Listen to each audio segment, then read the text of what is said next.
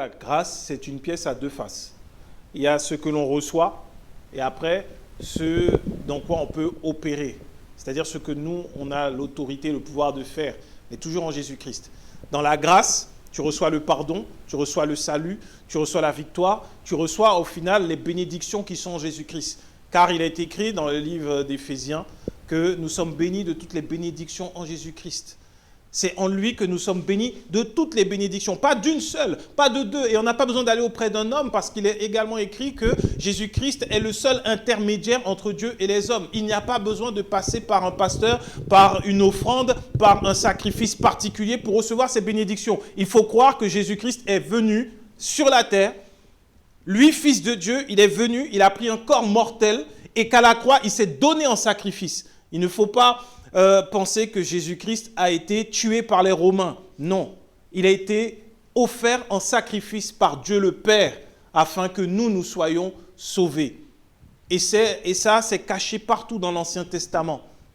Le Père qui sacrifie le Fils, depuis Abraham jusqu'à ce qu'on arrive à Jésus qui le fait réellement pour sauver toute l'humanité.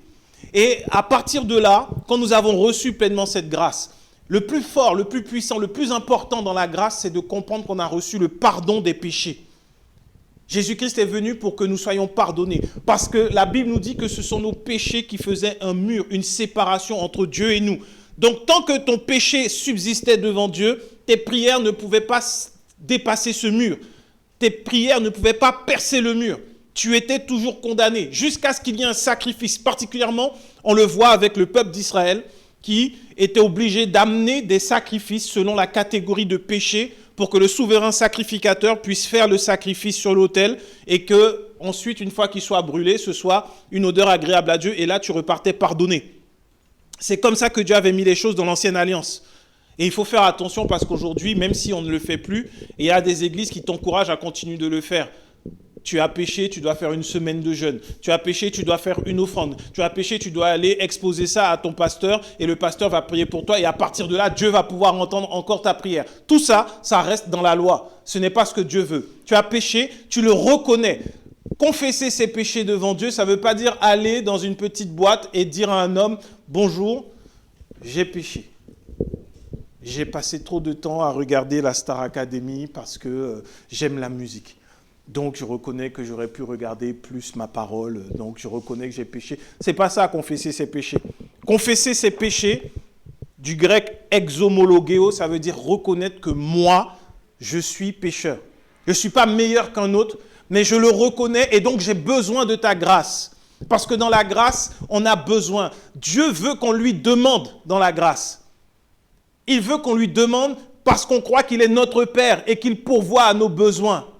Et quand tu demandes au Père, le Père te dit, j'ai tout pourvu par Jésus-Christ, crois en lui. Et il va te donner de la foi. Il va te donner sa parole et cette parole, tu vas t'appuyer dessus et tu vas prier à partir de cette parole. Et là, ta foi va faire que quelque chose va se passer dans le monde spirituel et donc ça va se manifester dans le monde naturel. Et c'est pour ça qu'aujourd'hui, on prend la parole et après on va prier. Parce que nous tous, on a des choses qu'on veut voir se manifester dans le monde naturel, oui ou non? Amen. Amen. Il y en a qui ont des vraies choses à voir dans le monde naturel, il y en a d'autres. Oui, moi ça va, ma vie est belle. Je n'ai aucun besoin. Donc, on avance. Et la semaine dernière, on a pu regarder ensemble la parole. On était sur quoi la semaine dernière? Qui se rappelle? C'est bien quand il n'y a pas les enregistrements aussi. On a tout fait pour, un problème technique. D'ailleurs, à la fin du culte, on reparlera par rapport à ça. Mais on a tout fait pour, il n'y a pas. Donc la semaine dernière, on a parlé de quoi? On était dans quoi? On était dans quel passage? T'inquiète. On a parlé de quoi la semaine dernière? Qui était là? Lève pas la main.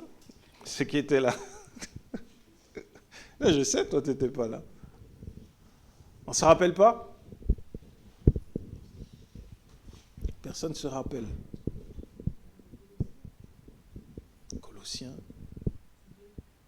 Colossiens 2. Oui, ça revient à la mémoire. Et après, qu'est-ce qu'on disait dans Colossiens? J'étais un peu frustré, je n'avais pas tout fini. Je disais, j'allais peut-être revenir dessus, mais aujourd'hui, non, on ne revient pas dessus. C'est pour ça que j'encourage toujours à étudier la Bible. On était dans Colossiens 2.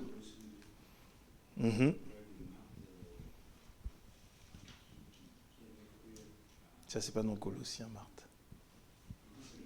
Oui, c'était le dimanche d'avant, Marthe et Marie. C'était dans Jean. Dans Luc. Là, dans Colossiens, on était sur le fait que l'acte dont les ordonnances nous condamnaient et qui subsistait contre nous, il l'a détruit à la croix et que le diable et toute sa clique étaient désormais traînés publiquement, triomphalement dans le cortège de Christ. C'était rappeler la position du diable, là où il était par rapport à nous. Dans Colossiens, il encourageait justement les Colossiens parce qu'il disait que nous avons tout en lui et que nous avons été circoncis d'une circoncision qui n'a pas été faite de main d'homme et que désormais la chair n'a plus de pouvoir sur nous parce que Jésus-Christ est mort.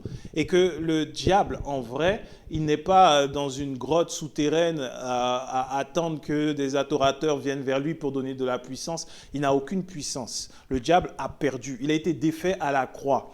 Il a été défait à la croix. Et pourquoi on avait vu ça? Pour que l'on soit conscient de ça lorsqu'on prie. Il y a des personnes qui ont même peur de prier et de dire au diable de les laisser tranquilles.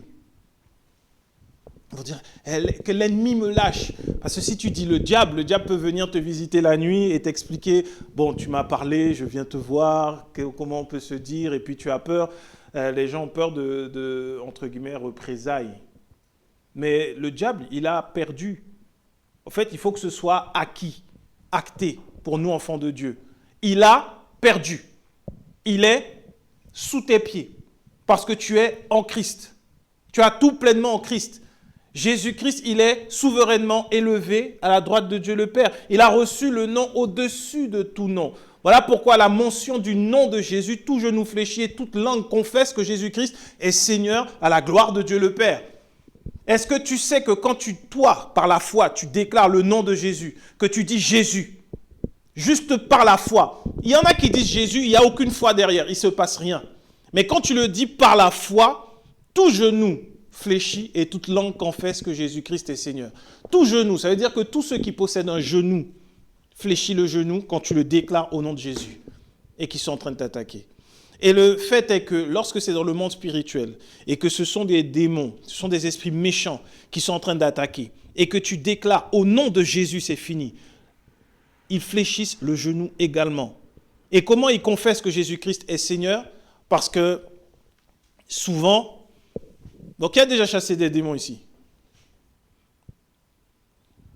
Bon, il faut qu'on aille chercher un peu des gens compliqués, qu'on puisse chasser les démons. C'est assez bien de pouvoir exercer la foi, l'autorité. Après, il ne faut pas se laisser griser non plus. Je chasse les démons, je fais ce qu'on veut. Mais en fait, quand tu fais face à des démons, souvent, ils vont te dire, je suis le général, je suis le chef, je suis le roi, c'est moi qui domine. En fait, pour eux, dans leur tête, ils dominent, ils ont de l'autorité. Pour eux, ils sont forts. Quand tu fais face à eux, ils vont te demander, mais toi, tu es qui pour venir me parler comme ça? Tu vois un peu l'orgueil qu'il y a dans le monde là? Les fameuses célébrités que les gens ont du mal à approcher. C'est souvent cette attitude-là. Mais toi, tu es qui? Pour voir si toi, tu sais que tu es en Christ. Ne perds pas ton temps à répondre, non, je suis un enfant de Dieu et je suis Christ. Tu es en Christ en fait. Et des fois, tu n'as même pas besoin de lui répondre. Il le voit pleinement. Est-ce que toi, tu le sais? Et donc, comme ils pensent qu'ils ont de l'autorité, quand toi, tu dis à partir de maintenant, toute opposition qui était assise et qui retenait ce que le Père m'a donné par Jésus-Christ, au nom de Jésus, ça s'arrête, ils fléchissent les genoux. Et vu qu'eux ne dirigent pas, mais que c'est Christ le Seigneur, parce que Dieu a fait Jésus, on l'a vu également, il l'a placé au-dessus de toute autorité. C'est ce qu'on a vu dans Colossiens. De toute autorité. Il n'y a pas d'autorité au-dessus de Jésus. Quand tu dis au nom de Jésus, ça s'arrête. L'ennemi fléchit le genou et puisqu'il n'est pas Seigneur, tout ce qu'il retenait, il le remet au Seigneur véritable. Et c'est comme ça que tu le vois en manifestation dans ta vie. Il aura confessé que Jésus-Christ est Seigneur. Ils sont obligés de le faire. Quand tu chasses un démon, tu dis, bon, maintenant, reconnais Jésus-Christ est Seigneur. Après, il part. Il faut faire ça. Enfin, non. N'allez pas dans les rues chrétien contre les vampires, tu sors le soir à la recherche des démons perdus. Non, non. Mais si demain tu tomberas sur ça, pas dans l'église, parce que dans l'église, tous ceux qui ont accepté Jésus et qui croient en Jésus, les démons ne restent pas dans leur vie, pas dans leur corps, tout du moins. Donc, après avoir vu que le diable est donc sous nos pieds, qu'il a été humilié à la croix, alors que les hommes voyaient Jésus qui perdait, alors que les hommes voyaient Jésus humilié, non, dans la réalité spirituelle, c'est le diable qui était humilié et qui perdait tout pouvoir. Il a tout perdu. Et c'est sur cette base-là que l'on doit s'appuyer pour prier, quelle que soit la situation, quel que soit le domaine. Et il faut que l'on soit conscient de ça, il faut que ce soit imprimé en nous, gravé en nous. On doute bien trop souvent de la victoire que nous avons par Jésus-Christ. Ce n'est pas la victoire que toi tu as. Toi, tu n'as aucune victoire. Toi, tu es faible, gloire à Dieu, parce que alors que tu es faible, c'est alors que Dieu est fort. Si toi, tu es fort, Dieu te dit, ok, vas-y, fais. Celui qui a la victoire, c'est Jésus-Christ. Et tu dois t'appuyer sur sa victoire pour parler. Si tu t'appuies sur moi, je peux avoir la victoire sur un démon par mes prières, tu as déjà perdu. Mais si tu dis maintenant, je déclare et je prends autorité sur quelle que soit l'entité spirituelle par Jésus-Christ, tu as gagné. Parce que toi, tu es caché en Jésus-Christ. Et c'est sur ça que tu dois t'appuyer lorsque tu fais des prières. Lorsque tu pries, tu dois faire toutes sortes de prières. Il y a les supplications, il y a les demandes, il y a les prières également où tu décrètes et tu déclares avec autorité parce que là, tu vois, il y a quelque chose de pas naturel et de pas normal qui sont en train de te fatiguer. Tu dois bien dormir la nuit. Tu dois être en paix parce que ce que l'ennemi essaie de te voler, c'est ta paix. Quand tu n'es pas en paix dans un domaine, ce n'est pas la chair et le sang. Ce n'est pas la chair et le sang. C'est spirituel. Quelle que soit la relation, ce n'est pas la chair et le sang. La Bible est claire, on n'a pas à lutter contre la chair et le sang. Ce n'est pas la chair et le sang. Tu dis oui, mais la personne, elle m'a fait ci, elle m'a fait ça. Ce n'est pas la chair et le sang. Il faut que ce soit gravé aussi en nous. Ce n'est pas la chair et le sang. La réalité ne se trouve pas dans ce que tu vois dans ce monde naturel-là. La réalité, elle est d'abord spirituelle. Il faut qu'on réalise que nous sommes des êtres spirituels. Tu n'es plus au niveau de la chair et du sang. C'est fini. Ce n'est plus la chair et le sang. C'est spirituel. Tu es un être spirituel. Tu es né de Dieu. Tel il est, tel tu es. Tu as l'autorisation d'être sur terre parce que tu as un corps. Et théoriquement, tu devrais être mort. Mais tu as la vie parce que Christ vit en toi. Ce n'est plus le sang naturel qui te fait vivre, mais c'est Jésus-Christ par sa vie qui te fait vivre. Si tu es debout, c'est par la foi. Les autres qui n'ont pas Jésus, eux vivent par leur sang. Par le sang naturel. Et donc, ils reçoivent ce qu'il y a dans le sang naturel. Il faut qu'on réalise que nous sommes entièrement spirituels.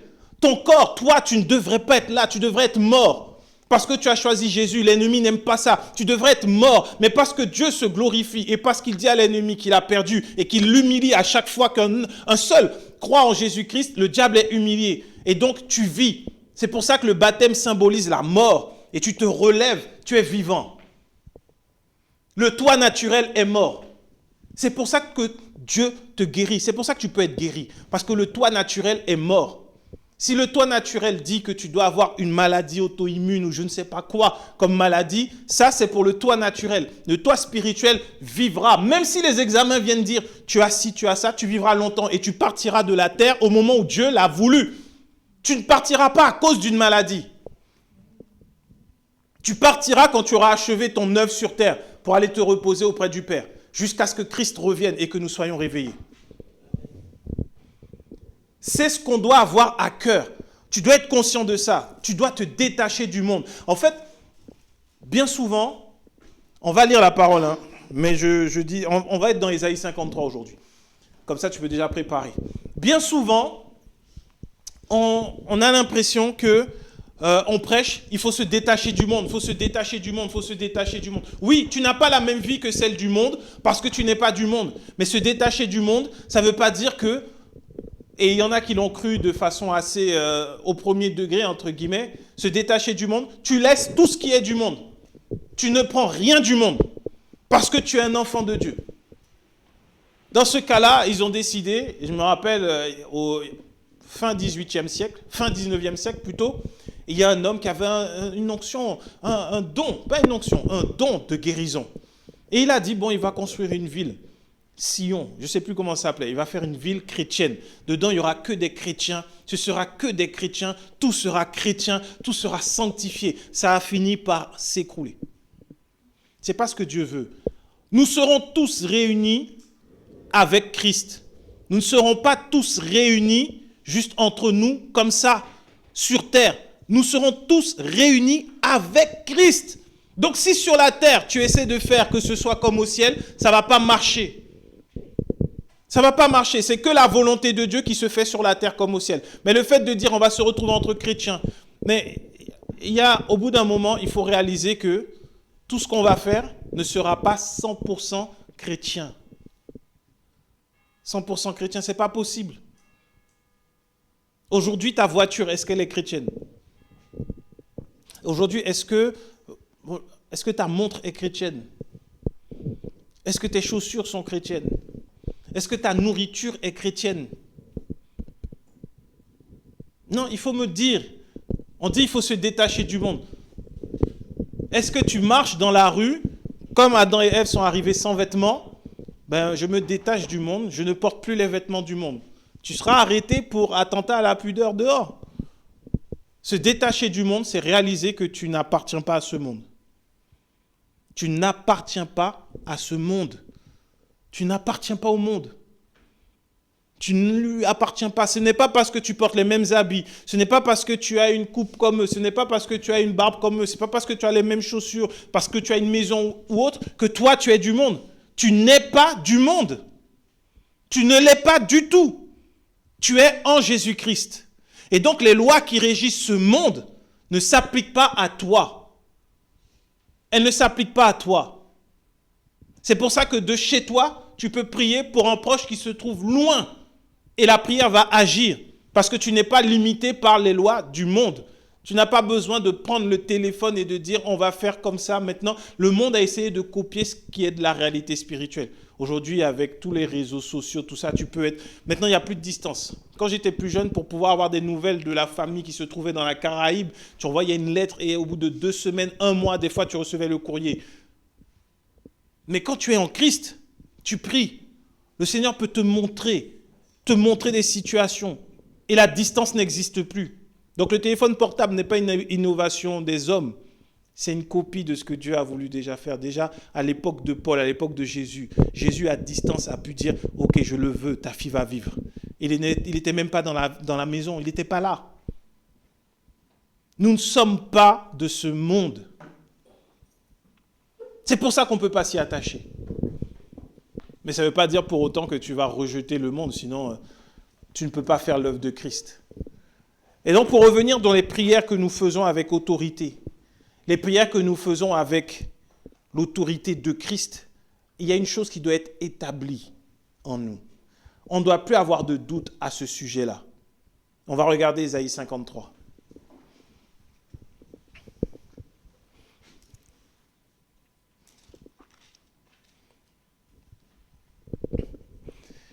Ésaïe 53, on va naviguer dans tout le chapitre. Ésaïe 53, le verset 1er dit « Qui a reconnu le bras de l'Éternel ? Il s'est élevé devant lui comme une faible plante, comme un rejeton qui sort d'une terre desséchée. Il n'avait ni beauté ni éclat pour attirer nos regards, et son aspect n'avait rien pour nous plaire. Méprisé et abandonné des hommes, homme de douleur et habitué à la souffrance, semblable à celui dont on détourne le visage, nous l'avons dédaigné, nous n'avons fait de lui aucun cas. Cependant, ce sont nos souffrances qu'il a portées. C'est de nos douleurs qu'il s'est chargé. Et nous l'avons considéré comme puni, frappé de Dieu et humilié. Mais il était blessé pour nos péchés, brisé pour nos iniquités. Le châtiment qui nous donne la paix est tombé sur lui. Et c'est par ses meurtrissures que nous sommes guéris. Nous étions tous errants comme des brebis, chacun suivait sa propre voie, et l'Éternel a fait retomber sur lui l'iniquité de nous tous. Il a été maltraité et opprimé, il n'a point ouvert la bouche. Semblable à un agneau qu'on mène à la boucherie, à une brebis muette devant ceux qui la tondent. Il n'a point ouvert la bouche, il a été enlevé par l'angoisse et le châtiment. Amen. On va s'arrêter là. L'angoisse et le châtiment. On parle de Jésus. Ésaïe prophétise l'œuvre de la croix. Et il en parle clairement. Jésus est venu, il l'a manifesté, il a accompli cette prophétie. Il l'a accompli. Pour ça qu'il a dit tout est accompli. Toutes les prophéties concernant le Messie sont accomplies en Jésus-Christ. Mais là, l'œuvre de la croix nous est expliquée clairement. Pourquoi on doit avoir ça gravé en nous? Pourquoi tu dois étudier ce passage qui annonce et qui parle de l'œuvre de la croix? Parce que dans ta prière, tu vas devoir déclarer avec autorité ce que Jésus-Christ a fait. Parce que ça va te permettre également d'identifier là où tu es en train de subir un mensonge du diable. Pourquoi? Il dit bien au verset 4, il a pris nos souffrances, il a pris nos douleurs. Tu as une souffrance, tu as une douleur, ce n'est pas normal. Tu dois prier. Parce que Jésus-Christ les a prises. Jésus-Christ les a prises. Oui ou non? Amen. Si toi, tu vas et tu prends quelque chose, si maintenant tu te lèves, si je prends ton portable dans ta main, est-ce que tu peux encore utiliser ton portable? Non? Est-ce que tu peux encore être joignable par téléphone si moi j'ai ton téléphone portable? Si on vole ton téléphone portable là, est-ce que tu peux encore avoir les bénéfices, j'ai envie de dire, de ton téléphone? Non? Pourquoi? Parce que je l'ai pris. Oui, oui ou non? Tu ne peux plus avoir le bénéfice de ton téléphone. Tu vas prendre le dernier téléphone et tu dis, ah, je voudrais faire une photo. Plus de téléphone. Pourquoi ta souffrance et ta douleur, tu continues de la garder alors qu'il est écrit qu'il les a prises? Jésus a pris ta douleur et ta souffrance à la croix. Il les a prises. Ça a été pris. La souffrance, la douleur, il l'a pris. C'est écrit, hein? C'est pas il la prendra si tu fais. Non, il est écrit, il s'est chargé, il a porté nos souffrances et il s'est chargé de nos douleurs. Quelconque souffrance, quelconque douleur, c'est sur Jésus qu'elles doivent être. Pas sur toi. Refuse la souffrance, refuse la douleur, refuse. Malheureusement, l'humanité est trop habituée à souffrir et à être dans la douleur. Non, on a de la résistance. Tu as mal quelque part, plutôt que de te reposer, tu vas aller jusqu'à ce que tu ne puisses plus supporter la douleur. Ça, c'est un fonctionnement naturel que beaucoup de personnes ont. Et la personne qui va dire, non mais j'ai mal au poignet, tu vas lui dire, non mais écoute, si tu savais toutes les douleurs que j'ai en moi, travaille, tais-toi. C'est à ça qu'on est habitué. On est habitué à porter nos douleurs, on est habitué à porter nos souffrances. La personne va te dire, non là, j'arrive plus à rien faire, j'ai trop mal, il m'a quitté. Il dit, ah mais moi aussi on m'a quitté, mais je suis là. Alors maintenant tu vas, tu avances, c'est tout, la vie est là. C'est pas ce qu'on est habitué à faire. On s'est habitué à porter des fardeaux, alors que Dieu, il est tellement bon. Il a dit, c'est sur Jésus. Ta douleur, ta souffrance, peu importe, il a pris. C'est comme le téléphone qu'on t'a volé. Tu ne peux plus l'utiliser. La souffrance et la douleur ne peuvent plus t'accompagner. L'environnement peut te dire que c'est un environnement pour souffrir. L'environnement peut te dire que c'est un environnement de douleur. Tout va te dire que normalement, là, tu dois être dans la souffrance, tu dois être dans la douleur. Mais lorsque tu es en Jésus-Christ, tu dis non, ce n'est pas sur moi. La douleur et la souffrance sont sur Jésus. Et je refuse de porter le poids de la douleur ou de la souffrance dans ma vie. Impossible. Je suis en Christ. La souffrance et la douleur sont sur Jésus, pas sur moi. Je ne souffrirai pas encore de cette situation. Je n'aurai pas encore de douleur à cause de cette situation. Qu'elle soit physique, mentale, peu importe. Là, tu refuses. Pourquoi? Il est écrit, il s'est chargé de nos douleurs et de nos souffrances. On ne peut pas les cajoler comme si c'était des bébés. Il y en a qui disent, oh tu sais, depuis que maman est morte, ça fait 20 ans. J'ai vu des gens comme ça. Ça fait 20 ans. Tu lui reparles, c'est comme si c'était hier. Mais tu es en Christ. En Christ, là, ce qui fait la différence avec le monde, parce qu'on n'est pas du monde. N'oublions pas, on n'est pas du monde, c'est différent. Ce qui fait la différence, c'est qu'on assure, on a cette assurance que tous ceux qui sont partis avant nous, on les reverra. Ceux qui ne sont pas en Christ, ils n'ont pas cette assurance-là. Ils peuvent garder leur douleur. Nous sommes en Christ. En Jésus-Christ, j'ai l'assurance que tous ceux que j'ai aimés, que j'aime, qui sont partis, je les reverrai. Je les reverrai. Pourquoi? Parce que ce n'est pas fini avec le sommeil de la mort. Ce n'est pas fini. Nous, sur terre, moi, j'y vais jusqu'au bout. Et je prie. Je prie pour les membres de ma famille. Il y a ce qu'on appelle la résurrection. Il y a le jugement. Il faut prier.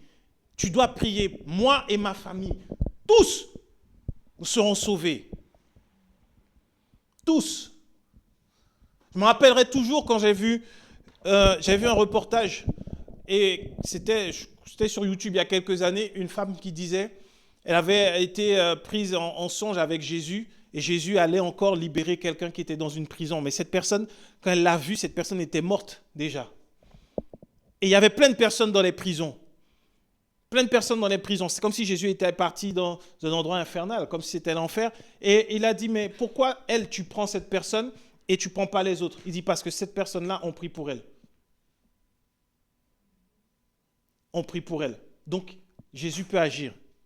Quand tu ne pries pas, il ne peut rien se passer. Ne dis pas, cette personne-là, elle aime tellement l'alcool, jamais elle pourra être sauvée. Ça ne te regarde pas. Prie. Prie. Jésus, lui, il fait son travail. Il continue de sauver. C'est lui qui sauve.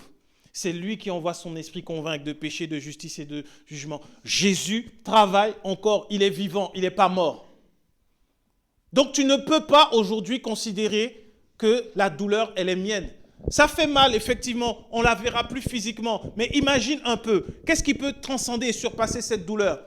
Dans l'éternité, on va se revoir, il n'y aura plus jamais de fin. On sera pour l'éternité ensemble, en train de se réjouir au pied du Maître. On sera content sur la terre. Et bonus, il n'y aura plus de questions d'autorité, père, mère, mari, femme, frère, sœur. On est tous enfants de Dieu, tous au même niveau, en train de glorifier une seule personne, Jésus-Christ. On est dans les noces de l'époux, dans une fête éternelle. Est-ce que tu as du temps à perdre à porter la douleur? Il y a un temps pour chaque chose. Au bout de 20 ans, tu ne peux pas dire non, maman me manque encore, ma vie est bloquée depuis 20 ans. Non, c'est fini. Tu es en Christ. Quand tu es en Christ, c'est fini. C'est pareil, quel que soit ce qui s'est passé. C'est en Jésus-Christ que tu trouves la réponse à tes traumatismes. C'est en Jésus-Christ. Peu importe ce qui s'est passé. Ça aura pu être violent. Mais en Jésus-Christ, il s'est chargé de tes douleurs, de tes souffrances. Douleurs et souffrances ont été prises, il les a portées. On ne peut pas, parce que Jésus-Christ l'a fait, on ne peut pas mépriser son sacrifice à la croix et dire, moi, je préfère encore garder un peu de douleur, un peu de souffrance, parce qu'au moins, ça fait que les gens m'aiment bien. Il y en a qui sont comme ça.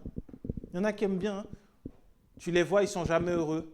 Et puis toi, tu les prends sous ton aile en passion parce que... Et puis l'histoire est lourde, elle est chargée. Et c'est fini. C'est fini. Et il ne faut pas tomber dans le piège de croire les mensonges de l'ennemi. C'est là que l'ennemi, lui, joue avec ça. Parce qu'il va venir te dire, mais tu as raison de souffrir. Tu as raison. Personne ne va plus jamais t'aimer comme lui t'aimait, comme elle t'aimait. Tu as raison. Et il est en train de te mentir parce qu'en vrai, il n'y a qu'une seule personne qui t'aime comme personne ne pourra jamais t'aimer plus que tes parents. C'est Jésus. Dieu lui-même, il t'aime comme ça. Parce que tu sors de lui. Tu sors de lui. Mais il faut réaliser ça. Tout ce qui vient légitimer une souffrance, une douleur dans ta vie, c'est un mensonge que l'ennemi est en train d'alimenter au niveau de ta pensée. Il vient te dire, mais tu as raison de pleurer. Après tout, c'est ta maman. Tu as raison de pleurer, après tout, c'est ton papa. J'ai même vu des gens, tu as raison de pleurer, après tout, c'est ton chien. Il y en a, ils sont en dépression pour leur chien. Non, c'est vrai, il ne faut pas rire. Les gens sont en dépression. Mon chien, oh, Rocky, il était beau. Quand je lui disais, viens, il se couchait sur mes pieds étaient toujours au chaud. Depuis que Rocky est mort, maintenant j'ai froid aux pieds.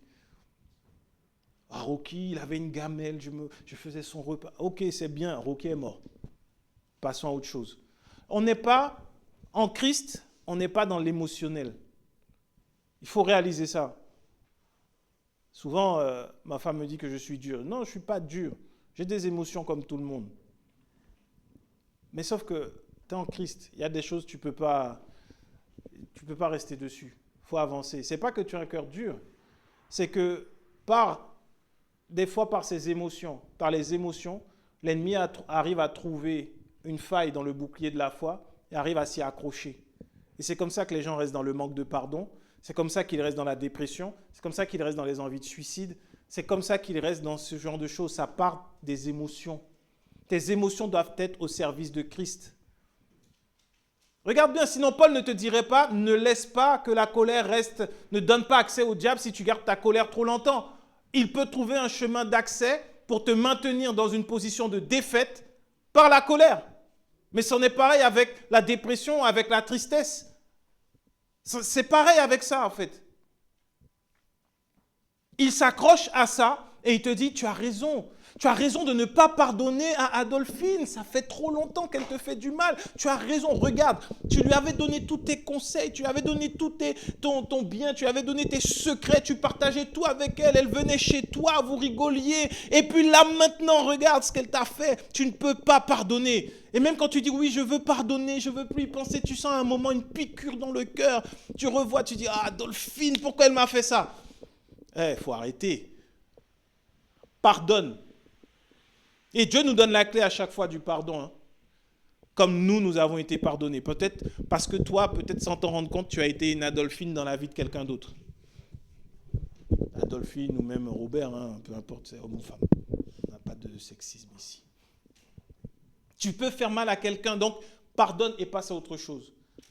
Toute douleur, toute peine qui demeure, toute souffrance qui demeure, ce n'est pas normal. Tu n'es pas non plus un robot. Quelque chose s'est passé, tu vas ressentir de la peine, de la souffrance. C'est normal. Tu l'amènes à Dieu et Dieu, par le consolateur, te console. Ça passe. Mais si tu vois, il y a quelque chose qui est là depuis trop longtemps, il va falloir te poser des questions. Est-ce que les pensées que tu reçois à ce sujet, ce sont les pensées du Saint-Esprit ou ce sont les pensées de ta chair ou même les pensées du diable pour te maintenir dedans? Pour venir mentir, analyse bien. Les souffrances et les douleurs sur Jésus. Pas sur toi, sur Jésus. Et quand tu continues, il a été frappé de Dieu et humilié. Frappé de Dieu et humilié. Tout ce qu'on te dit, ah tu vois ça, c'est le bon Dieu qui te punit. Ça c'est quand on était petit. Tu ne partages pas ton goûter, le bon Dieu va te punir. C'est mon goûter, il y a quoi? Tu n'as pas payé le goûter pour moi, je le mange, je ne te donne pas. Si tu veux, tu peux jeter l'emballage après. Non, je rigole, là c'est méchant. En fait, il n'y a pas de Dieu qui te frappe aujourd'hui. C'est souvent la première pensée qu'on a, beaucoup quand ils sont à l'église, quelque chose se passe, avant de dire « l'ennemi essaie de me détacher de Dieu », ils vont se dire « qu'est-ce que je n'ai pas fait, qu'est-ce que j'ai fait qui n'a pas fait plaisir à Dieu pour que je sois puni ?» Cette pensée-là, elle est très subtile. Qui a déjà pensé ça? Soyons honnêtes. Non, soyons très honnêtes. Il n'y a que demain. Non. Il faut être honnête. Il t'arrive un truc le matin parce que tu es parti sans avoir prié. Tu dis, ah, voilà, je savais. Tu vois, Dieu me punit. Il me fait comprendre que je dois le prier. C'est quel Dieu ça? Non, si ça c'est ton Dieu, j'en veux pas. J'en veux pas. T'imagines? Tu es parent, tu as des enfants. Le jour où les enfants sortent, sans te dire au revoir ou sans te faire un bisou, il va dehors et puis il lui arrive quelque chose, il va dire « Ah, tu vois, c'est parce que je n'ai pas fait le bisou à maman ce matin, j'ai eu 0 à l'école. » C'est quel parent que tu as? Tu as des parents qui te font peur. Ça, ce n'est pas de l'amour. C'est pas de l'amour. Moi, mon Dieu m'a dit qu'il m'aime. Il ne m'a pas dit qu'il me réduit en esclavage. Je ne suis pas esclave, ce n'est plus de l'amour. Si tu es obligé de... Tu ne fais rien par obligation devant Dieu, tu le fais par amour. Lui-même, il t'a montré l'exemple, il a tout fait par amour. Il n'était pas obligé. Alors, enlevant de notre pensée, ah voilà, au moment où j'ai une petite prime, c'est là qu'il y a une facture surprise. Ou c'est, comme par hasard, c'est là, l'enfant me dit ses chaussures sont trop petites et puis il faut aller acheter des chaussures. Ou c'est là que la voiture est en panne. Je me rappelle, hein, il y a des années en arrière, avant la grâce. Si j'avais une prime de 1 000 €, il y avait une dépense imprévue de 1 000 €. Je dis, ah, c'est parce que je n'ai pas assez donné de dîme. Je n'ai pas donné la dîme de la prime. Voilà. Voilà, Dieu me fait comprendre qu'il faut donner la dîme. Je donne la dîme de la prime. Ce qui reste de la prime, c'est la même dépense qui vient. Tous les mois. Je dis, mais ce n'est pas possible. Qu'est-ce que j'ai pas fait devant Dieu? Je jeûne, je prie, je fais des offrandes spéciales, tous les mois. À chaque fois. Je dis, mais au bout d'un moment, tu ouvres les yeux et tu dis, ce n'est pas Dieu qui me punit. Dieu ne punit plus personne aujourd'hui. Dieu ne punit plus personne. Ce qui se passe, c'est que quand tu fais ton propre choix et que tu sais au-dedans de toi, ce n'est pas la volonté de Dieu. Tu sais que ce n'est pas le choix de Dieu, mais tu y vas quand même. Tu as la conséquence de ton choix naturel. Tu as cru que tu étais fort.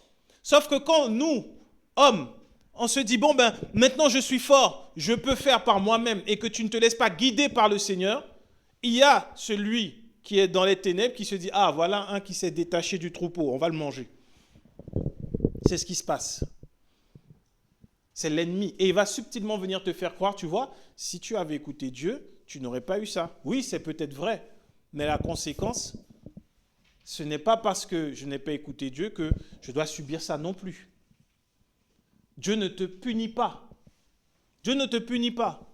Il est tellement bon que même quand tu fais une erreur, il va t'aider à t'en sortir. Ce sera peut-être difficile, ça va te coûter des larmes peut-être, mais Dieu sera là pour t'aider à t'en sortir.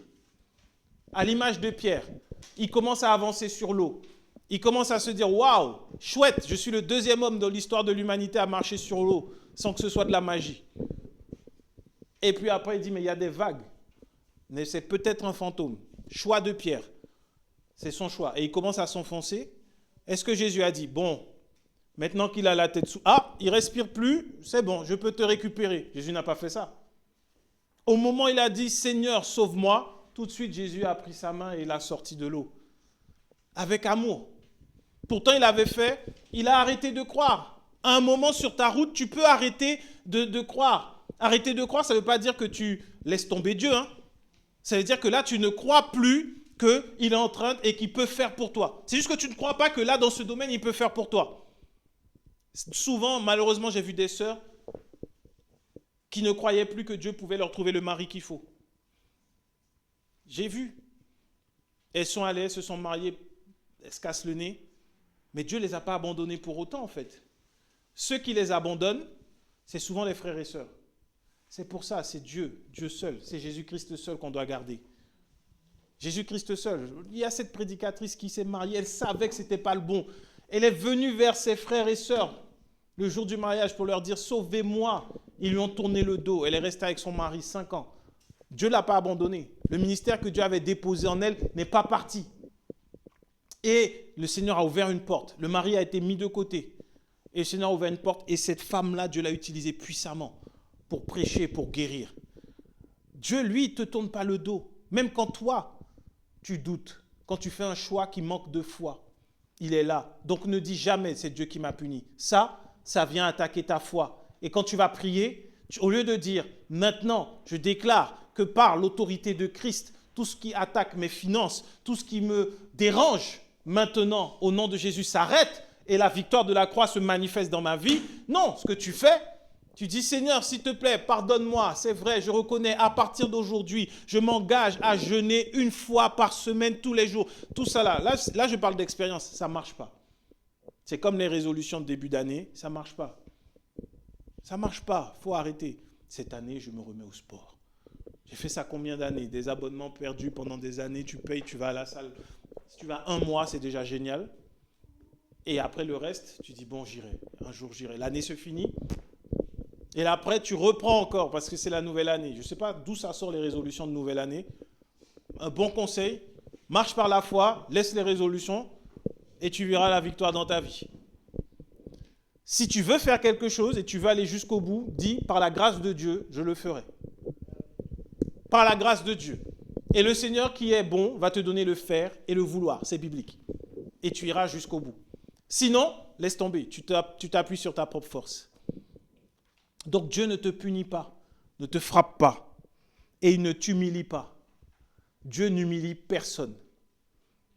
Dieu n'humilie personne. Son Fils l'a été pour que toi, tu ne sois pas humilié. Et il y a une situation humiliante dans ta vie, sache qu'elle ne vient pas de Dieu. Et que tu as l'autorité par la prière pour que cette situation s'arrête. Quelle que soit la situation. Quelqu'un vient t'humilier, garde le silence. Tais-toi. Parce que toi, on ne peut pas t'humilier. Christ l'a déjà été. Si tu décides de répondre, de dire non, moi, à partir de là, tu estimes que la victoire de la croix est plus faible que toi. Ne réponds pas. Tu pries. Je refuse toute forme d'humiliation parce que cette humiliation, Christ l'a déjà prise pour moi à la croix. Et tout ce qui voudrait maintenant m'humilier, je déclare que ça s'arrête au nom de Jésus. Tu dois prier comme ça. Fais-le. Quelle que soit la situation qui veut être humiliante, sur quel que soit le domaine, prie, tu verras. Tu verras. De tes yeux même, tu verras comment le Seigneur agit. Dieu t'aime. Dieu nous aime. Mais ça, franchement, c'est ça là qu'il faut tester, l'amour de Dieu. Quand il faut tester, ça veut dire que tout ce qui vient pour te faire douter, non, tu le refuses. On veut t'humilier. On veut te dire, mais tu n'as pas fait d'études. Tu n'as pas assez d'argent. Tu n'as pas assez d'intelligence. Tu n'as pas les contacts. Mais tu as Jésus. Ça suffit. Tu n'as besoin de rien d'autre. Lui seul suffit. Il a été humilié. Toi, tu ne seras pas humilié. Sur la terre des vivants, il nous a dit qu'on avance de gloire en gloire. Pas d'humiliation en humiliation. C'est un peu le côté bon chrétien. Plus tu souffres, plus tu es écrasé. Ah oui, c'est Dieu châtie les enfants qu'il aime. Est-ce que tu as pris le contexte du passage? Est-ce que tu comprends ce que ça veut dire même? Non, ce n'est pas parce qu'on va t'humilier que ça c'est Dieu qui le veut. Dieu ne veut pas ça pour toi. Sinon, il n'aurait pas mis sur Jésus. Il a été blessé pour nos péchés. Est-ce que tu es conscient de ça? Il a été blessé pour nos péchés. Il a été blessé pour nos péchés. On ne peut plus te blesser à cause d'un péché. Ni dans ton corps, ni de n'importe quelle manière. Tu as péché, il n'y a plus de blessures qui tiennent pour toi. On ne peut pas le faire encore, c'est fini. C'est Jésus qui a été blessé pour nos péchés. Ça veut dire que les péchés là, quand tu es en Christ, quand tu demeures en Christ, parce que personne n'est parfait, ça arrive, tu peux pécher. Tu ne demeures pas dans le péché. Si tu demeures dans le péché, tu décides de dire que je ne crois plus en ce que Jésus a fait pour moi, je ne suis pas pardonné, je suis pécheur. Mais ça arrive, tu es chrétien, tu peux pécher. D'ailleurs, on pêche tous d'une manière ou d'une autre. On pêche tous. Est-ce que tu es blessé pour autant? Est-ce que tu es pour autant blessé dans ta chair parce que tu as péché? Est-ce que tu es blessé quand tu as fait un mensonge? Il y a encore des situations où tu mens, juste pour ne pas blesser les autres. Tu vois, tu vas arrondir les angles au lieu de dire... Par exemple, tu es enseignant, au lieu de dire, mais en fait, ton enfant, il est complètement mal élevé et personne ne peut le gérer, même toi, tu ne le gères pas. Donc, tu vas le dire bien gentiment, c'est un enfant énergique, nous constatons qu'il a beaucoup d'énergie et parfois, c'est un peu difficile le rapport à l'autorité à l'adulte. En fait, tu viens de mentir. La vérité, c'est de dire, ton enfant est mal élevé. Mais on ne le fait pas. Tu ne dis pas la vérité. Là, tu es chrétien, tu fais ça. Dans la société, ça passe, ça s'appelle de la diplomatie. Mais devant Dieu, ça s'appelle un mensonge, quoi qu'il arrive. Ça s'appelle un mensonge. Et là, à partir de là, tu dis, ah, on pêche vraiment tous les jours. Ça te fait rire. Tu revois des situations. Non, le monde est un monde qui est dominé par le diable. Le mensonge règne. Aujourd'hui, tu ne peux plus dire aux gens des choses en face. Tu es obligé d'arrondir les angles. Tu es obligé. Madame, est-ce que je vais souffrir? Non, ça va aller. Tu viens de mentir. Je pense à nos infirmières, parce qu'il y en a là. Donc. Est-ce que c'est un examen qui fait mal? Non, ça va. Et puis quand la personne sort, elle te dit, ouf. Mais tu dis que c'est thérapeutique. On ne va pas donner la vérité, sinon après le corps, il n'est pas assez détendu. Mais ça s'appelle quand même mensonge. Il n'y a pas de petit mensonge. Mais est-ce que pour autant, tu es blessé? Sinon, on serait lacéré toute la journée, hein, par rapport au péché qui vient facilement comme ça. Est-ce que tu as tout rangé dans ta chambre? Oui, sauf. Le sauf, là, c'est déjà un mensonge. Oui, c'est oui ou non. Donc, réalisons bien que c'est Christ qui a été blessé pour ça, pas toi. brisé pour nos iniquités. Le châtiment qui donne la paix est tombé sur lui. Ça, c'est la malédiction. Tu vois, il y a une chose qui fait que beaucoup de chrétiens courent après des prophètes. C'est parce qu'ils disent, oui, je suis maudit. Dans ma famille, il y a tel scénario qui se reproduit de génération en génération depuis que tel ancêtre avait fait telle alliance. Jésus a reçu le châtiment. Donc toi, ça s'arrête à partir de toi en Christ. Le châtiment qui donne la paix est tombé sur lui. Donc toi, tu as la paix. Aucune malédiction, quel que soit celui qui l'a donné, quel que soit celui qui l'a fait, quel que soit le sacrifice qui a été fait, ne peut plus t'atteindre. Le châtiment qui produit la paix est tombé sur Jésus-Christ. Même si on avait donné toutes les femmes de la famille, tous les jeunes, les premiers-nés de la famille, ou encore on avait donné les entrailles, ou on avait donné l'intelligence, ou on avait donné la richesse, ou on avait donné les capacités, tout ça là s'arrête en Jésus-Christ. Les seuls qui veulent que ça continue, ce sont les esprits méchants qui derrière s'alimentent de ça. Tu crois que quand tu vas voir un sorcier qui te dit oui, enfin pas ici, je dis tu crois mais je parle à personne parce que personne ici va voir un sorcier. Mais quand les gens vont voir des sorciers et ils te disent non ça marche vraiment, je ne pouvais pas avoir d'enfants et puis on m'a donné une bouteille et j'ai bu et puis là j'ai eu des enfants mais en fait le diable vole. Ça a été volé à quelqu'un dans le monde spirituel et après par transaction encore, il va le donner à quelqu'un d'autre. Et quand toi tu te lèves pour prier, pour récupérer ce qui est à toi, c'est à partir de là que tu vois une opposition et que tu te demandes mais comment ça se fait? Le diable ne peut rien créer, ne peut rien donner, il ne peut bénir personne. C'est Dieu qui bénit. Et quand tu vois toute une génération est maudite sur le mariage, ça veut dire que le mariage a été volé quelque part avec toi. Parce que tu es en Christ, tu lèves la voix et tu dis le châtiment qui produit la paix est tombé sur Christ. Moi, mon mariage, Dieu me l'a donné. Alors je le récupère maintenant. Je ne te demande pas le droit, je le récupère parce que j'ai l'autorité de Christ. Je ne suis pas en bataille avec toi. Ce que tu n'as pas compris, c'est que toi, tu es sous mes pieds. Je suis en Jésus-Christ, il n'y a rien que tu puisses garder dans ta main. À partir de maintenant, tout ce qui est à moi, que tu gardes, qui est dans tes mains, toi, ennemi, je parle dans le monde spirituel. Je ne parle pas à quelqu'un d'humain, je parle dans le monde spirituel comme ça parce qu'ils entendent quand Christ élève la voix. Tu dis maintenant, la voix que tu entends, c'est celle de Christ, c'est celle de la victoire. Et tout ce que tu retiens qui m'appartient parce que je suis en Christ, maintenant, ça brûle tes mains. Tu ne peux plus le garder. Tu n'as aucune autorité, tu ne peux plus rien faire. Et tu es sous mes pieds. Et tous les jours quand je me lève, je marche sur ta tête parce que tu es sous mes pieds et que tu n'es que poussière. Ça, tu le fais comme prière. Tu le fais avec autorité. Et tu verras. Tu verras.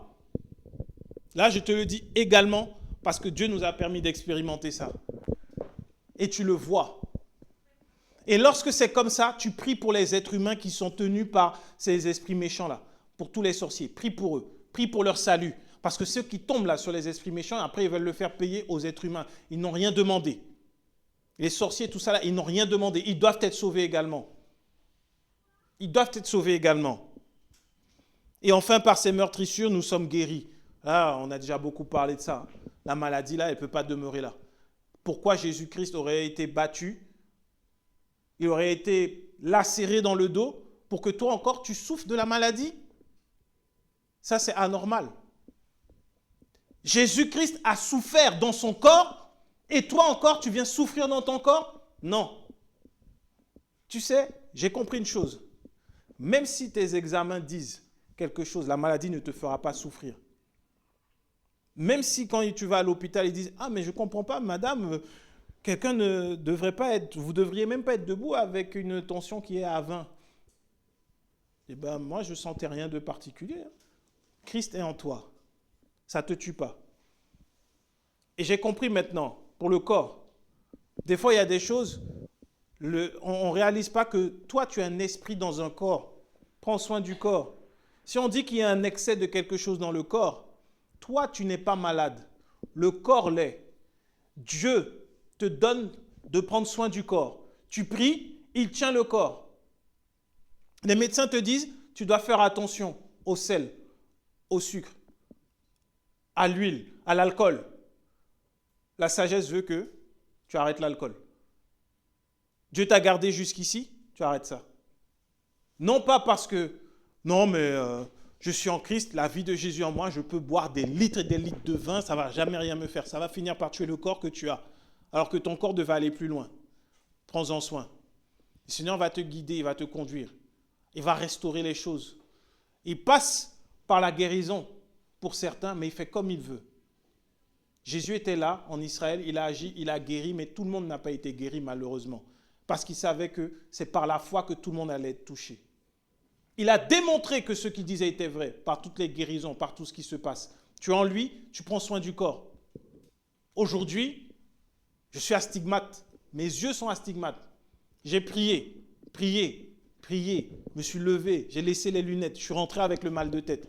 J'ai dit, bon, ok, c'est pas grave, ça ne va pas m'empêcher d'avancer. Je crois que Dieu guérit. Mais je mets les lunettes. Mon corps, je dois continuer d'avancer sur terre. Parce que si je continue à faire de la folie, après, quand je ne vois plus, quand je suis inopérant, ce n'est pas bon. Donc, par sagesse, Dieu nous a permis d'être dans cette époque. On a des lunettes, tu vas, tu prends tes lunettes, tu avances. Ça ne veut pas dire que tu dois accepter pour autant. Parce que j'ai aussi prié pour des personnes qui me disaient, j'ai des problèmes de vue. Elles ont été guéries. Je disais, mais Seigneur, moi, c'est comment je suis là? Je te prie, je ne veux plus ça. Non, mais c'est vrai. T'imagines pas un peu ce que c'est. Toi-même, tu as des lunettes, la personne vient, les lunettes à la main, elle dit « Ouais, je veux que Dieu me guérisse de cette myopie. » Tu poses la main, tu pries, la personne, c'est fini. Dieu, ça ne veut pas dire que Dieu est méchant, mais il fait ce qu'il veut. Et je suis en paix avec ça. Et je vais même vous dire qu'il y en a une pour qui j'ai prié qui portait des lunettes, c'était démoniaque. C'est pour ça qu'il faut prier. Au moment où j'ai posé les mains sur les yeux, le démon s'est manifesté. Quand il a été chassé, elle voyait très bien. C'était fini les lunettes. Tout n'est pas naturel. Tout n'est pas naturel. Il y avait une femme courbée dans la Bible. C'était un démon. Utilise l'autorité que tu as en Christ et pour ça, appuie-toi sur l'œuvre de la croix. À chaque fois que tu doutes, tu ouvres Ésaïe 53. Tu n'as plus à le subir. Plus à le subir. C'est Jésus qui l'a subi. Pour toi-même. C'est lui. Et ce matin, on va prier. Voilà pourquoi on a commencé avec le message. Parce qu'on doit prier par rapport à tout ça. On doit prier pour que maintenant, on commence à voir des choses changer. Changer au milieu de nous, dans l'Église, dans nos vies. Les choses doivent changer et doivent être transformées. C'est spirituel. Tu vas prendre le temps de réfléchir et de voir ceux qui, dans ta vie, ne correspondent pas à la bénédiction de Dieu. Ce qui est source de souffrance, source de douleur, source d'humiliation, pas d'humilité, d'humiliation. Tout ce qui ne correspond pas à ce que Jésus a porté à la croix, tu n'as plus à le porter. On va commencer à prier par rapport à ça.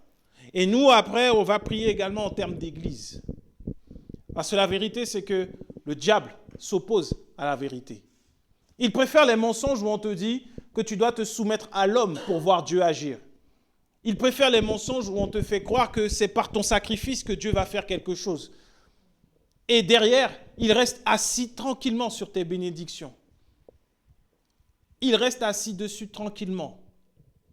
Voilà pourquoi dans la prière, quand tu rentres dans la prière du combat spirituel, il n'y a pas une règle, hein, mais c'est quelque chose que je n'ai jamais entendu ailleurs. Avant de commencer à parler avec autorité dans le monde spirituel aux esprits méchants, aux différentes catégories, il faut d'abord prier pour les êtres humains, les ennemis. Il faut d'abord prier pour eux. Tu dois prier pour tous ceux qui se lèvent contre toi comme des ennemis. Quand tu dis tu dois prier pour eux, pas pour qu'ils meurent, pas comme David faisait. Les prières de David, tu les prends en exemple pour le monde spirituel, pas pour le monde naturel. Là, oui, tout ce que David disait là, par rapport à ceux qui sont ses ennemis, dis-le dans le monde spirituel. Tu le déclares, tu dis ce sera comme ça. David était un roi. Mais par rapport à tes ennemis, tu vas prier pour eux, tu vas prier pour leur famille, tu vas prier pour leur santé. Tu vas prier pour que Dieu les garde. À partir de là, tu es en train de les sécuriser pour que le diable ne puisse pas se venger sur eux. Nous, ce qu'on veut, c'est qu'ils soient sauvés. Donc tu vas partir de l'ancêtre qui a fait du mal à la famille. Bon, lui, il est mort, c'est fini. Mais tu vas partir du sorcier qui est encore en vie et qui travaille. Tu vas partir de ce faux ami qui est autour de toi et qui te fait du mal dans les ténèbres. On ne les connaît pas, nos ennemis. Si on les connaissait, ce ne seraient pas nos ennemis. Tu vas prier pour les ennemis comme ça qui sont cachés dans les ténèbres pour que la lumière de Christ vienne apparaître dans leur vie. Tu sais pourquoi ils sont méchants vis-à-vis de toi? C'est parce qu'ils ne connaissent pas l'amour de Dieu. Tout simplement. L'amour que toi tu as, la paix que toi tu as, ils ne l'ont pas. Donc on va prier pour qu'ils découvrent cet amour, qu'ils découvrent cette paix, pour qu'ils la reçoivent et qu'ils ne soient pas tués. Parce que quand le Seigneur agit, quand les démons qui étaient assis sur ce qui est à toi là, commencent à partir, ça devient compliqué. Je l'ai vu. Je l'ai vu. Je l'ai vu. C'est terrible. C'est terrible. Là, je ne peux pas le dire, mais c'est terrible. Il y a vraiment des choses qui se passent dans le monde spirituel.